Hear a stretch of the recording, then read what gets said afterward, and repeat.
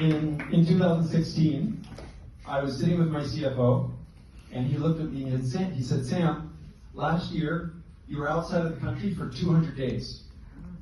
So I had achieved that dream of becoming CEO of a big company that was listed on the top exchange in Kuwait. I said I should be proud of my achievements, right? But I had some questions for myself. If I had spent 200 days outside of the country, was I spending enough time with my infant daughter?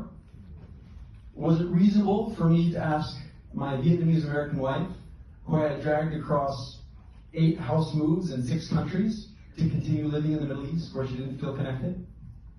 We had observed the super wealthy, and we'd seen they weren't that happy. Was it really worthwhile to keep working so hard to try and achieve wealth that might not make us happy? And my job, where I was building billion-dollar malls in the desert, how was that connected to my lofty MBA essays where I talked about going back and helping to develop my home country of Afghanistan? So my family and I, we did a reassessment. And we agreed that we were kind of comfortable being middle-class people, and it wasn't worthwhile to keep on going and trying to earn money that we weren't going to be comfortable spending. We agreed that I needed to spend more time with my daughter, and it might be nice for her to grow up around family. And my wife wanted to go back to the US. So I knew that I'd kind of be putting my CEO career to the side by coming back to the US, but maybe that was also an opportunity to focus on doing something for Afghanistan. So we decided to make a change. We didn't flip the switch overnight. I continued with my executive career for a couple of years, but I did make some changes. So I traveled less, I spent time with my daughter, and I really started to focus on Afghanistan. So I started a foundation to develop skiing in Afghanistan. So that's why I have my Ski Afghanistan t-shirt on. See, I'm ready. I joined the board of a bank in Afghanistan, one of the leading banks. And I have a mining company, and we won the first large-scale exploration license in Afghanistan. So I had these things going on, and we were ready to make the switch. So Corona comes around, we leave the Middle East, and I moved back to my hometown of Swarthmore. And I bought a house exactly a block away from the house I grew up in, and I could actually walk my daughter to school the same path that I walked to school. And my wife was happy to be back in the US. I was close to my aging parents, which was invaluable. And the Afghanistan stuff was going well too. I was elected chairman of the board. We started having these amazing findings in our mines. So we're finding copper. It was going to be this really big porphyry deposit. We even had I found this archaeological paper where the archaeologists theorized that the copper and tin from my mine, and it mentions the name of my mine in the paper, was the source of copper for Sumerian civilization, the first Bronze Age civilization. So my mine was the start of Bronze Age civilization. And then in August of 2021, my world turned upside down. The US left Afghanistan. So my funding for the mine disappeared. I stepped down from the chairmanship of the bank. And it was at that time where I very keenly missed my executive career. Because sitting in my home office, in those days, when I was an executive, I had a big office. I went there, and I was important, and people needed me. And now I was in my home office, and I was waiting for my wife to give me instructions of when to take out the garbage. So it was a difficult time.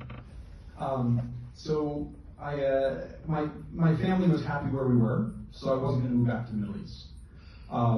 I'd taken this bet on my career. I'd made this gamble. And quite frankly, it didn't go well. So what do you do? After playing some video games for a little while, I made myself busy. So I became a homeroom dad. I supported my daughter in her kindergarten and first grade. I ran all the parties. And what else did I have left? I still had my foundation. So I said, let's focus on the foundation. Maybe the Taliban are in charge, but we can still have ski races there. So I had a backcountry ski race. I don't have to explain it because the previous speaker told us exactly what is backcountry skiing. We don't have lifts in Afghanistan, so we go to the backcountry.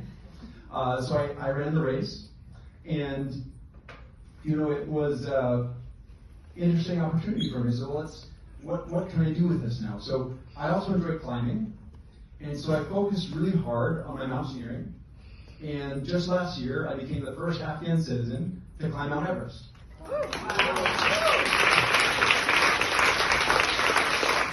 And I decided to do it really to focus on my foundation. So how can I do this in a way that brings attention and raises funding for Afghan peaks? And I was excited just this year, based on the money I raised, we had the biggest ski race ever in Afghanistan. We had 180 participants walking up the mountain and skiing down. We ran ski classes in 8 different villages across Bamyan, and we hired local carpenters to build skis out of 2x4s, and we were handing them out. So it was this really great year of skiing.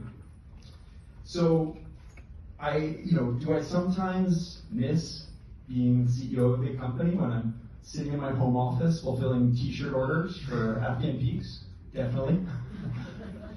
Are there ways I could spend the money if I still had my high-profile executive jobs? Thousands of ways.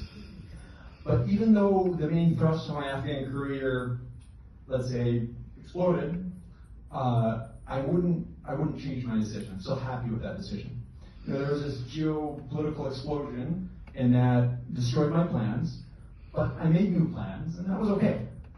Maybe I'm not going to get the chance to develop Afghanistan's first mine. I'm not leading Afghanistan's best bank anymore. But I had the chance to be the first Afghan on top of the world and use it to help the country. And maybe the bigger aspect of all of this, the bigger legacy, is that I was able to walk my daughter to school and back every day. And I'm going to be able to tell her that when I got knocked down, I got back up again. Yeah.